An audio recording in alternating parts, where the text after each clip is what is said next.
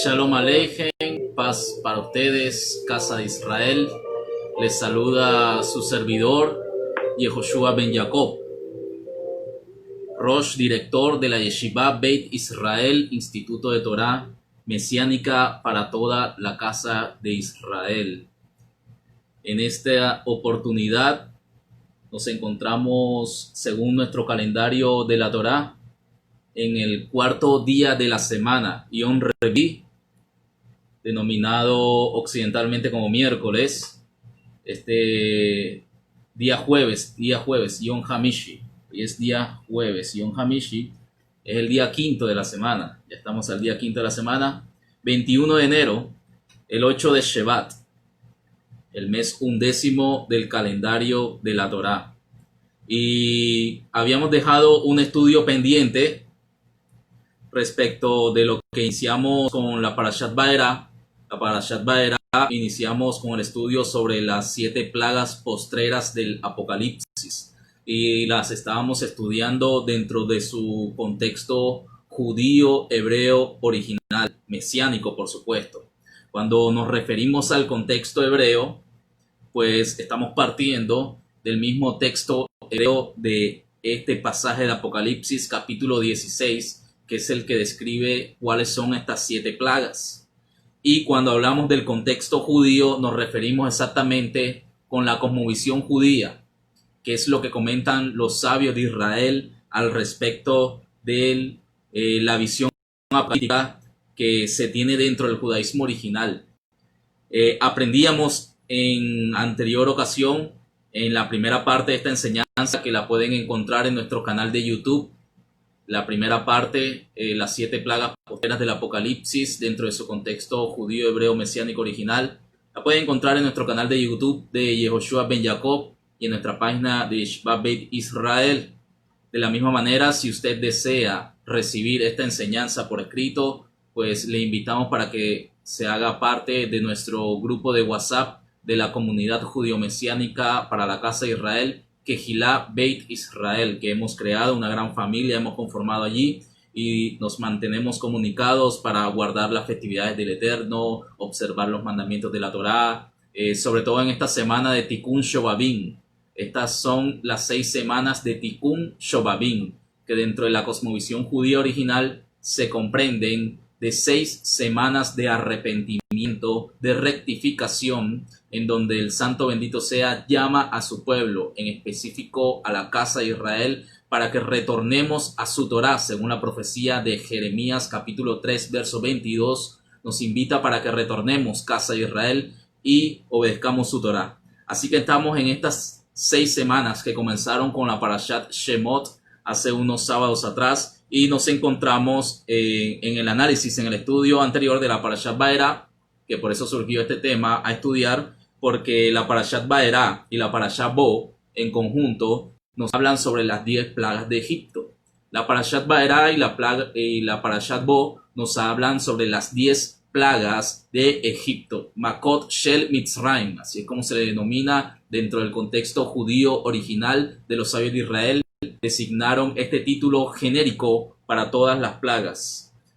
Mahot, esta palabra hebrea más bien infiere a golpe, un golpe severo que se vino sobre Mitzrayim con la finalidad de traer juicio sobre todo Egipto, que en ese contraste apocalíptico representa al mundo, a la humanidad entera. Por ello es digno de destacar este estudio de Apocalipsis en pleno estudio de estas 2 parashot de Vaera y Bo, ya que allí rápidamente podemos establecer un paralelo muy bueno que nos va a ayudar para comprender bien de qué se tratan estas plagas a las cuales no debemos temer, sino que más bien estas plagas vienen en contra de la humanidad, en contra del mundo entero, no en contra del pueblo de Hashem, sino que vienen en contra, así como las plagas fueron en contra de Mitzrayim, que mantenían esclavos a nuestro pueblo. Así hay un sistema que predomina en el mundo hoy. Ese sistema llegará a un momento donde va a ser literal, se va a ver físicamente, pero hay un sistema que predomina en el mundo y ese sistema es el que no nos permite poder ser libres completamente para obedecer la Torá en plenitud. Este sistema tiene que ser enjuiciado por Hashem, y según incluso la causa principal por la cual determiné compartirles al respecto después de haber estudiado sobre este asunto, es porque hubo un eclipse solar total para lo que fue este diciembre que pasó del año 2020. Hubo un eclipse el día 14 de diciembre, acompañado de una conjunción de Júpiter y Saturno, y resulta ser que el ayuno que nosotros, el pueblo judío, hacemos para mitigar juicio durante el mes de Tebet cayó precisamente el día 25 de diciembre. Entonces, cuando nosotros acumulamos todas estas evidencias que encontramos en el firmamento, nos vamos a dar cuenta que el sol anuncia juicio para las naciones. Y si el día 25 de diciembre es la gran festividad del mundo pagano, en este caso hacia el dios Tamuz, que nos lo presentaron como el niño Dios o el niño Jesús falsamente, entonces lo que Hashem está mostrando aquí, y precisamente cayó en ayuno judío, cuando nosotros mitigamos juicio en ayunos, entonces viene un juicio severo sobre el mundo en contra de estos dioses paganos. Entonces, una de las primeras cosas que debemos saber y reconocer para comprender bien el objetivo de estas plagas es que éstas vienen para arremeter con juicio en contra de los dioses paganos. Y debido a estas señales que se están viendo desde el firmamento, como dicen las escrituras, el firmamento anuncia la obra de las manos de Hashem. De esta forma, entonces, podemos saber que el cumplimiento profético de Apocalipsis capítulo 16, que habla sobre las 7 plagas postreras, está a punto de llevar a su cumplimiento. Y quiero hacer una mención genérica sobre estas 7 plagas, ya que, como pudimos darnos cuenta en nuestra primera parte, solo pude cubrir la introducción y la base de lo que es el estudio de Apocalipsis dentro de un contexto judío, y es un tema que tiene bastante que estudiar y que analizar. Entonces quiero mencionar las copas que representan estas 7 plagas. La primera copa es la copa que trae la plaga de la úlcera. Es la primera copa. La segunda es la copa que trae la plaga de la sangre. Trae la plaga de la sangre. La tercera copa es la copa que trae también plaga de sangre, pero esta vez sobre ríos. La anterior fue sobre los mares, esta es sobre los ríos. La cuarta trae fuego desde los cielos, trae un calor abrasador de parte del sol. La quinta copa es la que trae tinieblas sobre el trono de la bestia. Esto es muy importante destacar, sobre el trono de la bestia. La sexta copa trae sequía, porque se seca el río Éufrates. La séptima copa trae guerra, terremoto y granizo. Es lo que trae la séptima copa, que es derramada hacia el aire. Cada una de estas copas, para ir comenzando, son derramadas hacia un lugar específico. Aquí, como por ejemplo, se refiere la primera copa hacia la tierra, la segunda copa es derramada hacia el mar, la tercera hacia el río, la cuarta hacia el sol, la quinta al trono de la bestia, y la sexta al río Éufrates, y por último la séptima hacia el aire, se derrama la copa. Hay que destacar que lo que estuvimos conversando, lo que estuvimos estableciendo sobre la terminología usada aquí para copa, la terminología usada aquí para copa en realidad es el hebreo kearot. La palabra kearot es lo que alude a la bandeja de Pesaj, porque dentro del pueblo judío se le llama kearaja Pesaj a la bandeja de la Pesaj, de la Pascua, que contiene los elementos de dicha cena. Entonces se le llama keará. Esto se realiza de esta manera para que podamos asociar estas copas con esa keará. Esa keará en realidad no es una copa. En realidad no es una copa, como ya estoy explicando, sino son bandejas, son platones que contienen la ira de Elohim, en este caso, las cuales están reservadas en los mundos superiores para los últimos tiempos. Y respecto de los últimos tiempos, aprendimos que es la terminología hebrea Aharit Hayamin. Aharit Hayamin se refiere a los postreros días, no exactamente a los días del fin, como a veces piensa que la tierra va a ser destruida. No, la tierra no va a ser destruida. Cuando hablamos de Aharit Hayamin dentro de las terminologías hebreas, nos referimos a los postreros tiempos, los días que están postreros, los días después del Mashiach, para ser más exactos. Es decir, después del Mashiach comenzaron estos tiempos proféticos a gestionarse en su cumplimiento. Encontramos que en el libro de Apocalipsis nos habla sobre 7 cuencos, ya que sabemos que no son copas, sino cuencos, bandejones. 7 cuencos relacionados con la Pascua, cuyo derramamiento traen consigo plagas al mundo. Pero algo muy importante a destacar aquí es que los mismos vienen prioritariamente para afectar a aquellos que siguen a la bestia. Vienen para afectar a aquellos que siguen a la bestia, como está registrado en el Pasuk número 2. Si tienes allí tu Brit Hadashah a la mano, te invito a que me acompañes a Apocalipsis capítulo 16 para que podamos ver los textos aquí citados y los llevemos a su correspondiente interpretación judía, hebrea, original, mesiánica, por supuesto. Siempre debemos llevarlo dentro de un contexto mesiánico, porque en realidad hay un contexto del Aharit Hayamin dentro del judaísmo, pero no es igual al que se escribe dentro del libro de Apocalipsis, mas nuestra fe está en que Yeshua es el Mashiach. De esta manera, entonces, el libro de Apocalipsis, así como comienza diciendo, se llama Hitgalut HaMashiach. Esta es la revelación del Mashiach que dio a su siervo Yohanan.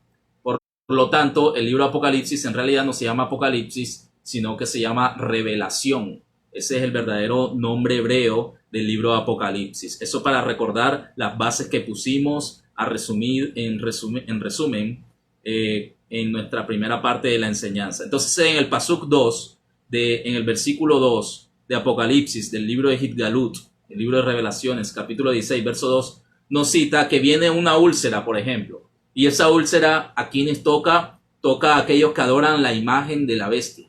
Aquellos que adoran a la imagen de la bestia. Hacen idolatría hacia la bestia.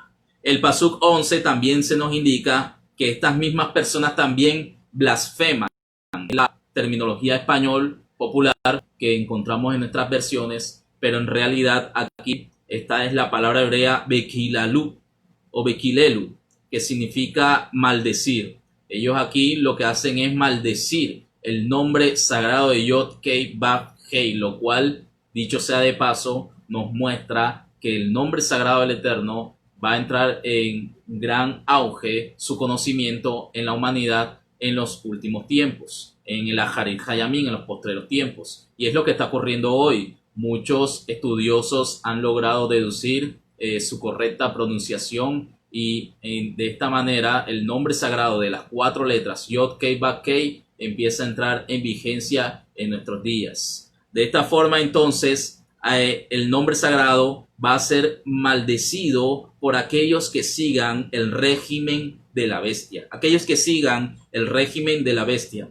según se describe en Apocalipsis capítulo 16, verso 11, van a ser Bekilelu, que quiere decir maldición al nombre sagrado. Y esto lo castiga severamente la Torá. Maldecir el nombre sagrado de Yod Kei Vav Kei, el nombre de Hashem, es un pecado de karet. Un pecado de karet infiere a cercenamiento. Cercenamiento quiere decir que son cortados de la faz de la tierra. Esto se encuentra exactamente en Levítico, en el Sefer Baikra, el libro de Levítico, en el capítulo 24, desde el verso 10 hasta el verso 23, donde Hashem dice tajantemente la pena de karet, la pena de cercenamiento, de muerte, para aquel que maldiga el nombre del Eterno, en referencia al nombre de Yod Kei Vav Kei.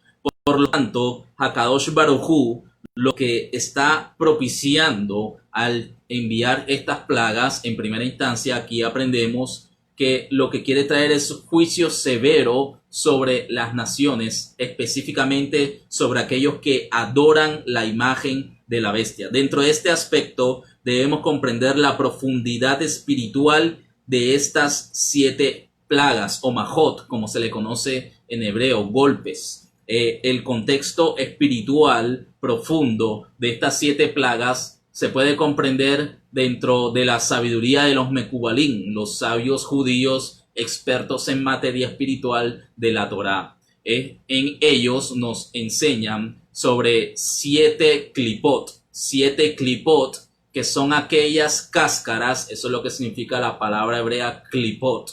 La palabra hebrea klipot significa cáscaras. Y estos sabios, los sabios judíos, los Mekubalim, los expertos en lo que es la materia espiritual de la Torá, nos enseñan que estas klipot vienen a tapar o a cerrar cualquier conexión de luz divina que pueda tener el hombre.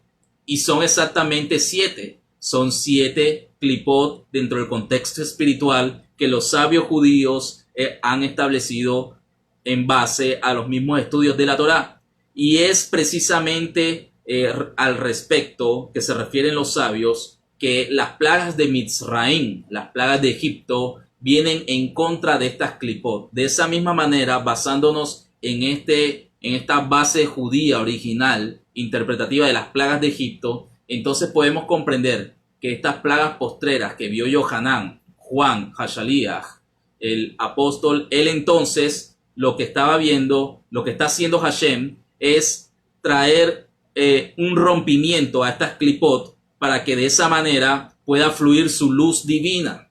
Su luz divina. Estamos interpretando el contexto espiritual de las plagas, las cuales son estas 7 plagas vienen para arremeter en contra de las klipot, que son cáscaras que cierran la luz divina para el mundo. Y la luz divina para el mundo, dentro del contexto espiritual, viene a través de lo que nosotros conocemos hoy como las sefirot. Las sefirot son los atributos divinos de Hashem. Estos atributos divinos son 7 en total también. Son 7 klipot, 7 sefirot de donde emana la luz divina hacia el mundo. La primera es Gesed, la segunda es Geburah, la tercera es Tiferet, la cuarta es Netzach, Hod es la quinta, la sexta es Yesod y la séptima es Malhut. Es por esto que precisamente se habla exactamente de 7 plagas, porque lo que quiere hacer el Santo bendito sea es traer rectificación completa al mundo. Y esta rectificación completa, los sabios judíos dicen que se encuentra cuando hacemos el tikkun de estas sefirot, la rectificación de estos atributos en nosotros, de estos 7 atributos. Una vez que nosotros conseguimos la rectificación de Gesed, que tiene que ver con la bondad divina, la rectificación de Geburah, que tiene que ver con la disciplina, la rectificación de Tiferet, que tiene que ver con la armonía, el equilibrio, la rectificación de Netzach, que tiene que ver con la victoria sobre la muerte que alcanzamos a través del Mashiach, la victoria sobre Hod, que tiene que ver con la rectificación sobre Hod, que tiene que ver con la humildad, la rectificación sobre Yesod, que tiene que ver con la pureza sexual, y la rectificación sobre Malhut, que tiene que ver con el reino, la soberanía divina completa sobre nuestras vidas. Entonces, para poder traer el Santo bendito sea rectificación completa al mundo, primero tiene que eliminar las klipot que estropean la rectificación de estos atributos en el hombre, en la humanidad. Y eso lo hace a través de estas plagas, a través de los majot, para poder traer un tikkun olam. Dentro de este ámbito, entonces, Elohim envía estas majot, estas plagas, estos golpes al mundo para destruir estas cáscaras, estas klipot, y así poder emanar su luz. ¿Cuál es la luz plena que ha reservado a Hashem desde el principio de la creación? La luz que reservó a Hashem desde el principio de la creación es el mismo Mashiach. Esa luz que estaba en el principio, él luego la reservó. Y entonces la va a poder traer al mundo, pues, en los postreros tiempos. Una vez que sean derramadas estas plagas, entonces puede emanar la luz. Porque si están las klipot, no puede emanar la luz. Y así entonces el Mashiach es el que tiene toda la autoridad plena de traer la rectificación al mundo. Por eso es que el Mashiach, dicho sea de paso, requiere 1000 años de Malhut, de reino sobre la tierra, para poder establecer una rectificación total en este mundo, en el Olam Hasé. Y luego entonces sí puede haber un Olam Jabá, que es el objetivo que viene. Así entonces el primer cuenco destruye la clipá que obstruye Gesed. Eso es lo que hace el primer cuenco o la primera copa cuando viene al mundo. Destruye la clipá que obstruye Gesed, la bondad divina hacia el mundo. El segundo destruye la clipá que obstruye Geburá. El tercero destruye la clipá que obstruye Tiferet, que es la armonía, el equilibrio del mundo. Y así sucesivamente hasta destruir la clipá que obstruye Malhut, el reino, la manifestación del reino de Mashiach, para así entonces establecer su plena soberanía. Este es el contexto espiritual de lo que son estas 7 plagas dentro de su cosmovisión judía, hebrea original, así es como se aprecia. De esta forma entonces esto también se puede aplicar al contexto de que cada sefirá tiene un malaj, y no solamente hay un malaj bueno para la sefirá, sino que también hay un malaj malo para las clipot, que vienen siendo los demonios. Entonces cada plaga viene en contra de esta hueste demoníaca para derribarlo. Esta conexión de cuenco con la que hará, como lo dije al principio, de Pesaj, porque los cuencos, en hebreo la palabra copa es kus o kos. La palabra kos es la que se traduce como copa literalmente. Pero en Apocalipsis no se habla de kos, sino que se habla de kehará. Kehará significa bandeja. Entonces esta bandeja que contiene la ira de Elohim alude a la bandeja de Pesaj. Y esta alusión es para que identifiquemos lo que se realiza dentro del Seder de Pesaj. Pues resulta ser que dentro del Seder de Pesaj hay 4 o 5 copas. Dentro del contexto judío ortodoxo se usan 4. En el contexto mesiánico usamos 5. Entonces hay una copa que es para la redención, hay una copa que es para la liberación, una para la salvación y otra para la introducción. Y hay una copa con la que se describen los juicios que vinieron a Egipto. Y es la segunda copa del Seder judío. En el Seder judío, el orden de cómo se celebra la festividad de Pesaj está relacionado con estas plagas. Porque resulta ser que la segunda copa la tomamos, la levantamos y empezamos a regar, vertir 10 gotas, sea sobre un platillo o una servilleta o un paño. Vertimos 10 gotas de vino de la segunda copa, y en cada gota declaramos, los judíos tenemos por costumbre hacerlo, declaramos las 10 plagas que vinieron sobre Egipto, cada gota. Haciendo esto, entonces los sabios nos enseñan que entre tanto declaramos las plagas en medio del Seder de Pesaj, nos hacemos inmunes a las mismas.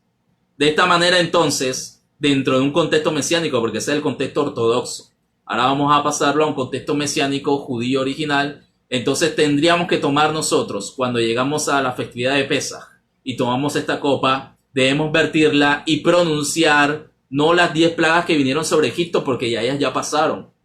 Debemos pronunciar las 7 plagas postreras de las que habla Apocalipsis capítulo 16, que van a venir sobre el mundo. Y de esa manera entonces nosotros nos estamos haciendo inmunes al daño que cada plaga venía en contra de un dios pagano. Dicen así nuestros sabios, en este caso de un dios egipcio. Así como por ejemplo la plaga que cayó sobre los animales, sobre el ganado, era en contra del dios Anubis, porque representaba a los animales. La plaga de los piojos, Quinin. La plaga de los piojos era en contra del dios Jepri, que era el dios que representaba a esos animales. La plaga de las ranas era en contra del dios Eket, que tenía rostro de rana.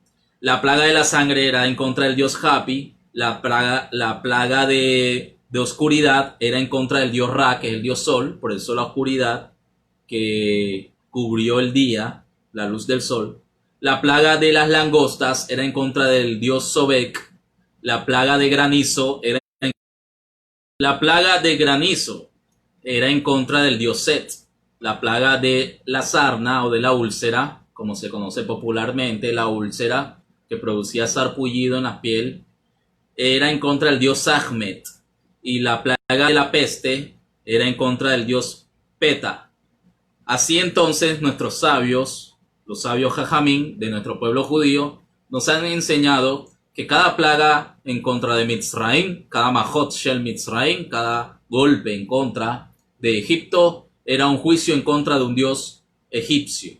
Asimismo, estas plagas postreras del Apocalipsis. Las plagas postreras del Apocalipsis son juicios directamente en contra de los dioses del mundo, en contra de la idolatría y de todos sus dioses. Estos juicios vienen en contra de los dioses paganos. Y entonces Elohim se ha glorificado como el único creador del universo, como Boreolam. Porque también nuestros sabios dicen que las primeras 3 plagas eran para connotar a Yod-Kei Ba-Kei como Boreolam. Esto es como creador del universo. Para eso vinieron las 3 primeras plagas. Cada conjunto de plaga que vinieron en contra de Egipto tenían un objetivo de manifestar a Elohim en el mundo. Entonces las primeras 3 era para connotar que Yod-Kei Ba-Kei es el Boreolam, el creador del universo. Ya que Paró aseguró no reconocer quién era Yahweh, quién era Elohim. ¿Quién era este? Le dijo el faraón a Moshe. Entonces se presenta a Mitzrayim como el creador de todo. Yo soy el creador de todo. Así entonces la 5ª y la 6ª plaga vinieron como fenómenos naturales para demostrar la influencia de Elohim en la naturaleza, en el mundo. Entonces así vemos cómo incluso también las últimas plagas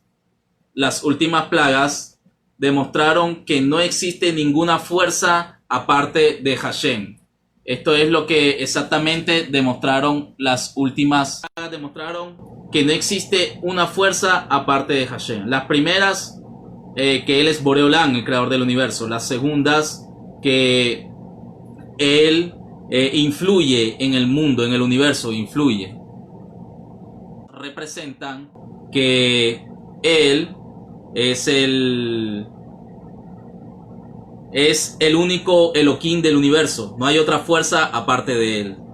De esta forma, entonces, estos fueron los 3 objetivos principales de las plagas postreras. Estas son o serán los principales objetivos de las plagas postreras: promover a Hashem como Boreolam, su sobrenaturalidad influyendo en el mundo, y que no hay otro Elohim aparte de él. Estos serán los objetivos de estas 7 plagas postreras que vienen al mundo, basándonos en la interpretación de los sabios de Israel, llevando la correcta interpretación dentro de su contexto judío de las 7 plagas postreras. Recordemos que las mismas estarán en vigencia como tal luego del establecimiento del reino de la bestia. Esto es algo muy importante a destacar. Estas 7 plagas postreras son manifestadas a partir del establecimiento del reino de la bestia, o lo que nosotros estamos conociendo hoy como el nuevo orden mundial. Una vez que se establezca oficialmente el nuevo orden mundial, entonces estas 7 plagas postreras se van a hacer de manifiesto. Así tenemos que lo primero que se vendrá al mundo, por medio del cual vamos a reconocer que el reino de la bestia se ha establecido, es una enfermedad de la piel. Una enfermedad de la piel sobre la humanidad, sobre los pobladores de la tierra de ese entonces. Cuando se establezca este reino, el primer juicio que enviará a Hashem, se activará automáticamente este malaj y derramará este cuenco, que traerá una enfermedad de la piel sobre la humanidad. Tenemos también como segundo la plaga que es derramada sobre los mares y hace que estos se conviertan en sangre, y la tercera hace lo mismo también, pero con los ríos, los convierte en sangre. Entonces, cuando ocurre esto, sabremos que una voz desde el cielo está proclamando. Cuando veamos que los ríos, los mares de la tierra se convierten en sangre, estando establecido el nuevo orden mundial o el reino de la bestia, como le llama aquí el libro Apocalipsis, capítulo 16, sabremos que una voz desde los cielos estará proclamando la justicia de Elohim sobre el mundo. Y esta justicia viene prioritariamente para vengar. Esta justicia viene para vengar la sangre de todos los sadiquín. Los sadiquín son los justos de entre las naciones, es decir, tú y yo que hemos sido justificados por medio del Mashiach. Pues estas primeras plagas vienen para enjuiciar todo el derramamiento de sangre que ha habido en contra de nosotros en aquellos tiempos. Entonces vemos que el Pasuk 6, el verso 6, cuando se refiere a estos sadiquín, a nosotros, no se refiere exactamente como Kedoshim, como santos, como lo dice la versión popular. La versión popular que tenemos en español, en Apocalipsis capítulo 16, en el verso 6, vas a encontrar que se refiere a santos. En realidad el texto hebreo original no habla de santos, sino que aquí más bien se cita la terminología hebrea emeinim. Esta palabra emeinim alude a aquellos que practican la emuná, aquellos emeinim, aquellos creyentes, aquellos que tienen fe, aquellos que practican la emuná. Sobre ellos entonces será vengada todas las cosas que hicieron en contra de ellos. Por lo tanto, para ser un sadik no solo es necesario la obediencia de la Torá, sino también tener emuná. Para ser un verdadero sadik en el Eterno, no simplemente es necesario obedecer la Torá, sino también tener emuná. Pero esta emuná no es una emuná, una fe en nuestras propias obras o en nosotros mismos, sino una fe en Yeshua como el Mashiach. Esta tiene que ser nuestra emuná. De tal manera que todos los juicios descritos aquí vienen por justicia y venganza a favor de aquellos que son sadiquín. A favor de aquellos que son sadiquín es que vienen estos juicios descritos en Apocalipsis capítulo 16. Viene para vengar nuestra causa. Aquellos que son sadiquín por medio de la emuná en Yeshua. No simplemente aquellos que son sadiquín por medio de la obediencia a la Torá. Porque cuando tú obedeces la Torá, alcanzas un nivel de justo, un nivel de sadik, pero delante de los hombres, quienes ven tus obras y dicen verdaderamente este hombre es sadik.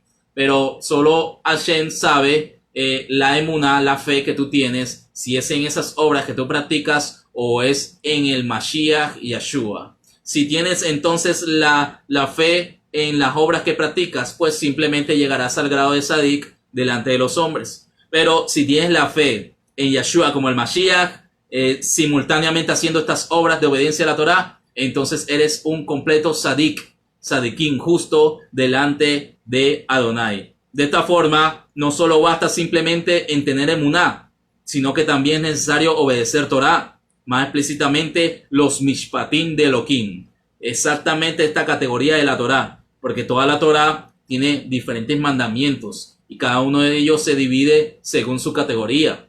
En este caso, en este verso de Apocalipsis capítulo 16, exactamente en el verso 5, verso 6 y verso 7, más exactamente el verso 7, que es cuando dice que tus juicios son verdaderos y justos. Allí en realidad el texto hebreo, cuando habla de juicios, se refiere a la palabra hebrea mishpatim. Y esta palabra hebrea mishpatim es una de las categorías de los mandamientos de la Torá. Son las legislaciones. Por lo tanto, no solamente basta tener emuná, sino también obedecer los mishpatim de Elohim, que infiere a una de las categorías de Misbot Torah.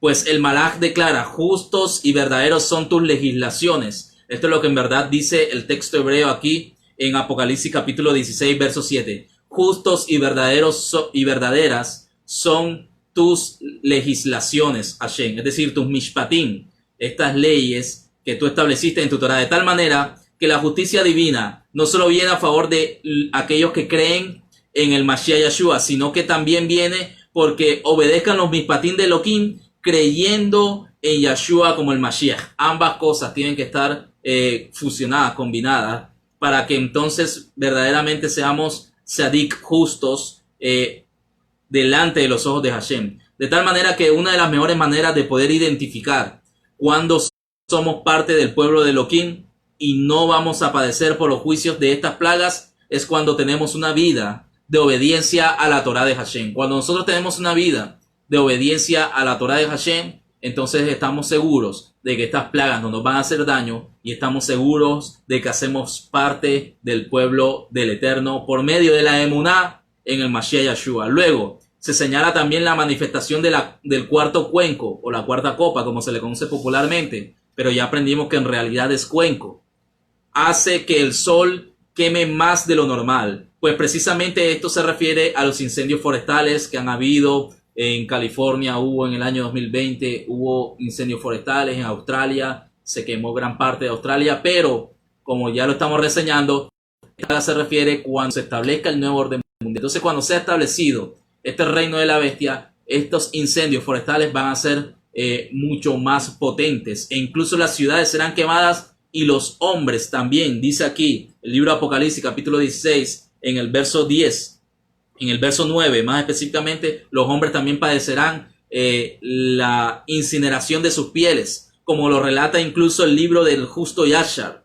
El libro de Yashar describe, según la sabiduría judía, que este faraón que esclavizó al pueblo de Israel fue su consecuencia de este pecado de haber esclavizado al pueblo de Israel, fue precisamente el fuego abrasador del sol. Hubo un día que él salió a pasear y el sol quemaba mucho más de lo normal, así describe el libro de Yashar, y resulta que la piel de Faraón se empezó a incinerar y él cayó muerto allí mismo. Y precisamente esto no es algo que nosotros nos debamos asombrar de ello, ya que incluso las profecías ya nos habían hablado al respecto en Isaías capítulo 8, verso 21, y esto lo quiero citar para mostrar cómo incluso ya los profetas venían anunciando esto que en el libro de Apocalipsis se dice, para que encontremos el verdadero contexto profético del libro de Apocalipsis. En Isaías capítulo 8, verso 21 dice: y pasarán por la tierra fatigados y hambrientos, y acontecerá teniendo hambre, se enojarán y maldecirán a su rey y a su Elohim, levantando su rostro en alto. Y luego dice: y mirarán la tierra, y aquí tribulación, tinieblas, oscuridad y angustia, serán sumidos en las tinieblas. Esta profecía de Isaías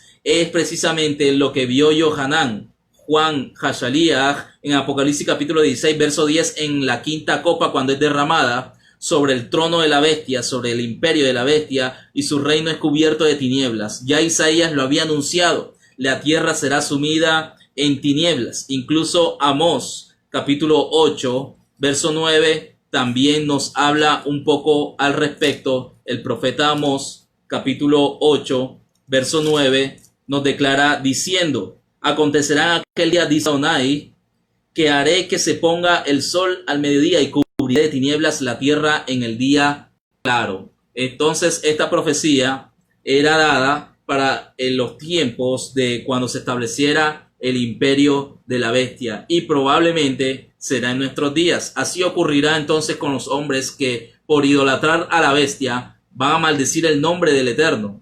Dice allí que ellos injuriarán a Elohim, y estos serán consumidos por el calor abrasador del sol en aquel tiempo. Luego tenemos el quinto cuenco o la quinta copa, la quinta que hará, que trae tinieblas densas sobre el imperio de la bestia, como ya lo dije, así como en Mitzraim, que hubo tinieblas por 3 días. Así como en Mitzraim hubo tinieblas por 3 días, entonces en los tiempos de este nuevo orden mundial va a haber tinieblas por 3 días también. Y esta tiniebla va a ser densa, como dice palpable. El texto hebreo dice que son tinieblas palpables. Exactamente dice en Éxodo cuando habla de la plaga de las tinieblas, nos cita la terminología Beyamesh Hoshech.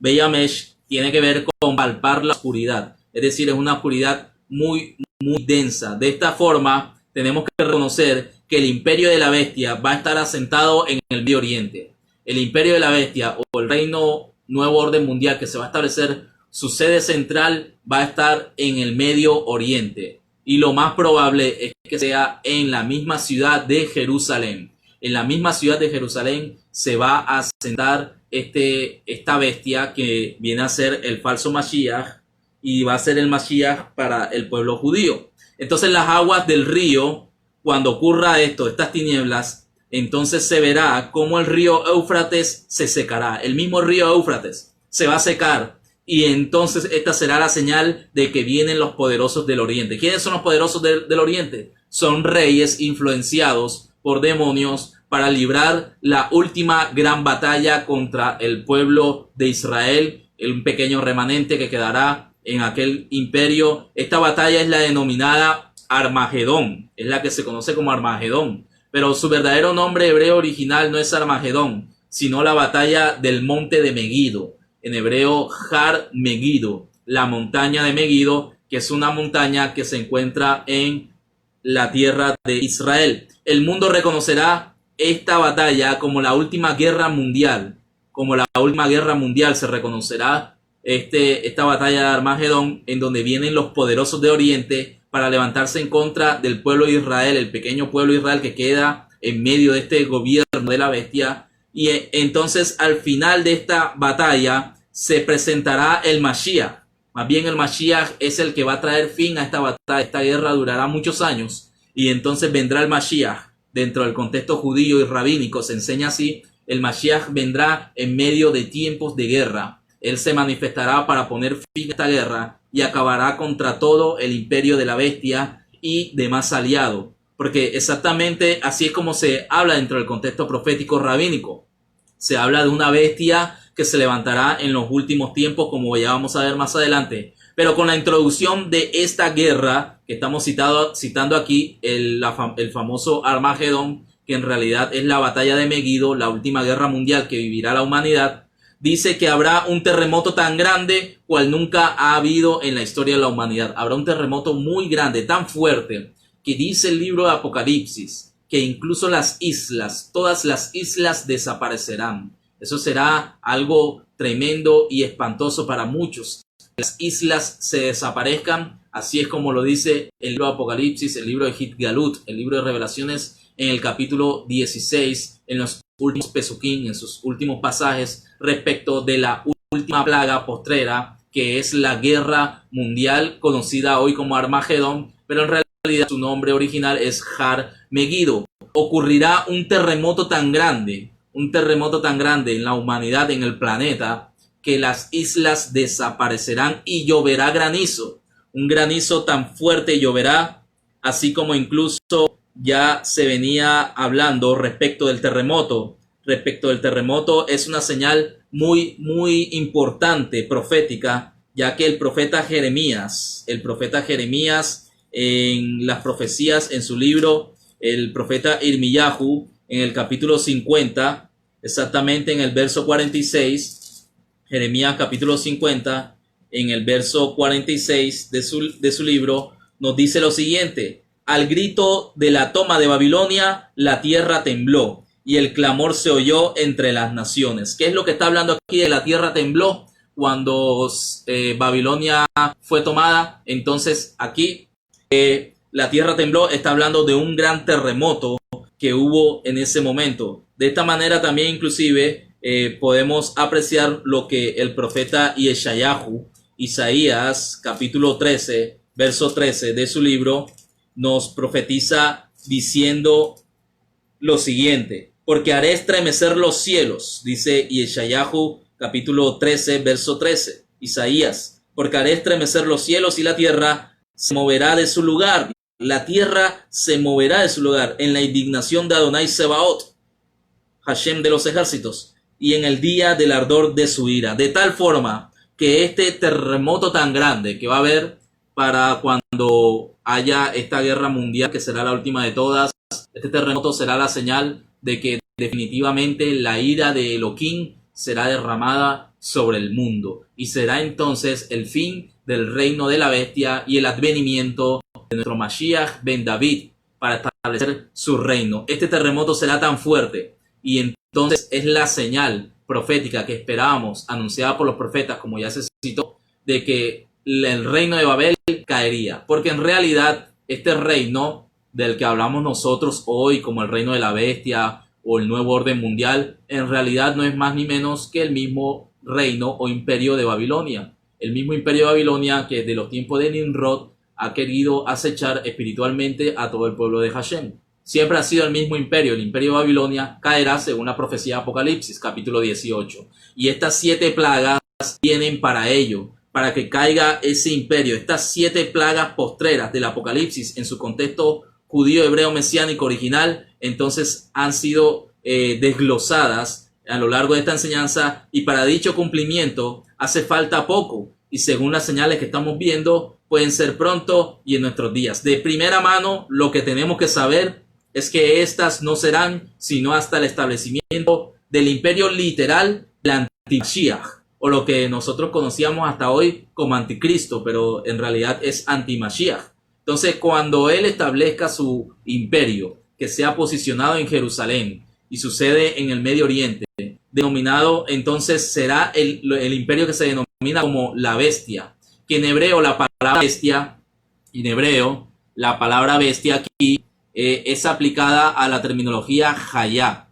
La terminología de hayá que se aplica dentro de la Torá infiere a un animal, Por lo tanto, lo que está aludiendo aquí son los bajos instintos espirituales que poseerá este hombre que gobernará el mundo en los tiempos postreros, en el Aharit Hayamim. Este hombre que dominará el mundo en el Aharit Hayamim, conocido como el anti-Mashiach, espiritualmente será un animal, una bestia, porque tendrá muy bajos instintos espirituales. Será lo peor, será lo más degradado, el hombre más degradado del mundo. Incluso algunos estudiosos, partiendo de una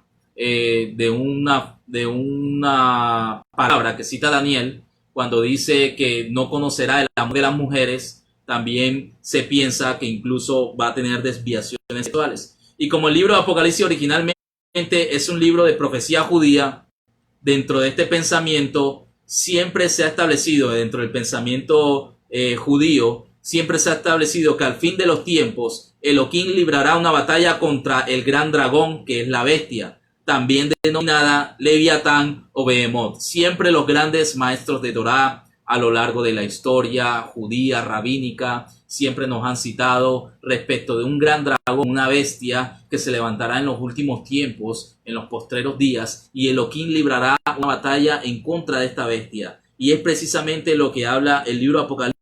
Por lo tanto, esta profecía está totalmente alineada al pensamiento judío. Esta es una demostración de que el libro de Apocalipsis es un libro de profecía judía. Este Leviatán es una bestia marina, pero también hay otra bestia que se le llama Behemoth. Esta bestia, Behemoth, es terrestre. Y esto se aprende específicamente, como para tener una reseña de Torá, en Génesis capítulo 1, verso 21, cuando se habla de la creación de los grandes monstruos marinos. Cuando se habla de la creación de los grandes monstruos marinos, en ese momento se manifestó Leviatán, la bestia marina que viene de las aguas, según Apocalipsis capítulo 12 y capítulo 13. Habla también sobre una bestia marina y sobre una bestia terrestre. Apocalipsis capítulo 13 nos dice: me paré sobre la arena del mar y vi subir del mar una bestia.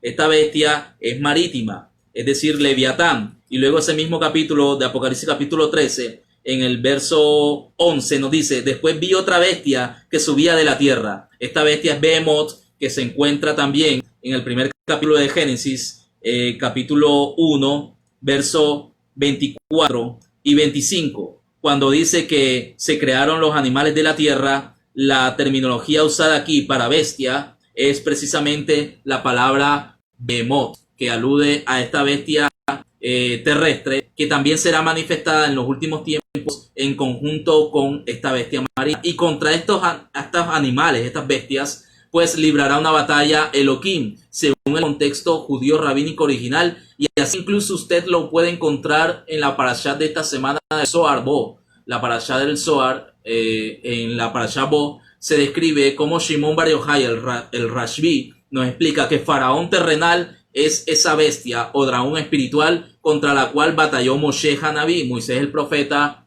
Cuando se le dice Bo, aquí explica Rashbi que lo que estaba diciéndole el Eterno es que tenía que introducirse en toda esta atmósfera negativa, espiritualmente demoníaca que había en Faraón operando.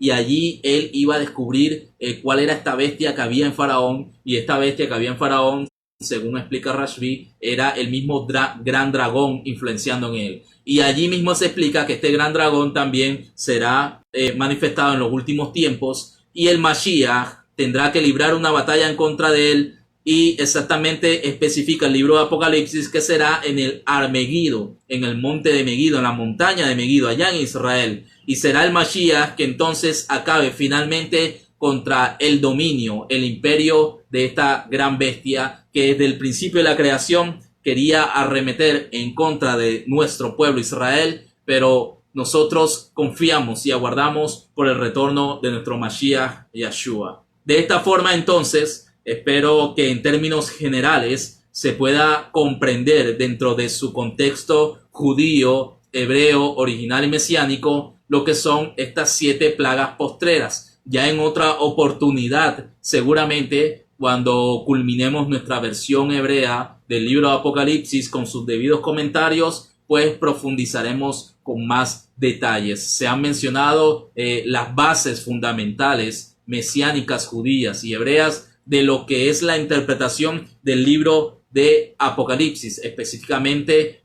partiendo sobre este concepto profético de las 7 plagas asociado a Pesaj, porque en realidad cuando se habla de las 7 copas se refiere a la que hará, que son los bandejones que se usan para la celebración de Pesaj. Y asimismo también dentro del Pesaj, que es un dato bien interesante y muy importante a considerar para comprender un poco más el contexto profético de estas plagas, y es cuando tomamos esa segunda copa y la empezamos a derramar 10 veces y declaramos las 10 plagas de Egipto. Ahora, dentro del contexto profético y mesiánico del Apocalipsis, debemos derramarla 7 veces y declarar estas plagas que vendrán, pero que por medio del Pesaj consumado por el Mashiach Yeshua, nosotros seremos finalmente librados. Espero que haya sido de mucha bendición este estudio sobre las 7 plagas postreras. Si tú deseas aprender muchísimo más sobre el libro de Apocalipsis, pues tenemos un tema preparado para este Shabbat. No te pierdas la transmisión de este Shabbat. Vamos a estar hablando sobre los sellos del Apocalipsis, los sellos del Apocalipsis. Vamos a estar hablando y estudiando al respecto, ya que nos encontramos en las semanas en las que estudiamos estos aspectos sobre las plagas que vinieron sobre Egipto. Entonces estamos aprovechando para echarle un vistazo apocalíptico y mesiánico a todo esto para poder comprender un poquito más sobre qué ocurrirá en el Aharit Hayamim, qué ocurrirá en los postreros días. Así de esta forma entonces te invito para que no te pierdas la transmisión de este Shabbat por la tarde, y de esta misma manera también te invito, si todavía no haces parte de alguna comunidad hebrea que enseñe raíces hebreas, que enseñe Torah, pues las puertas de nuestra comunidad están abiertas. Hemos creado un grupo WhatsApp, un grupo vía WhatsApp, por medio del cual te puedes unir a nosotros y ser miembro oficial de nuestra comunidad y recibir todos estos estudios por escritos y demás detalles que también compartimos allí. En estos momentos, como ya lo dije, para ir culminando, nos encontramos en las semanas de rectificación, conocidas en hebreo como Tikkun Shobabim, y estamos haciendo un ayuno a la semana y una vigilia a la semana. Estos ayunos y estas vigilias son para la rectificación de toda la casa de Israel y el retorno a la Torá. Un momento muy crucial en la historia de la humanidad estamos viviendo, y es necesario que la casa de Israel retorne a la Torá para que estemos debidamente preparados para los juicios que se vienen para este mundo.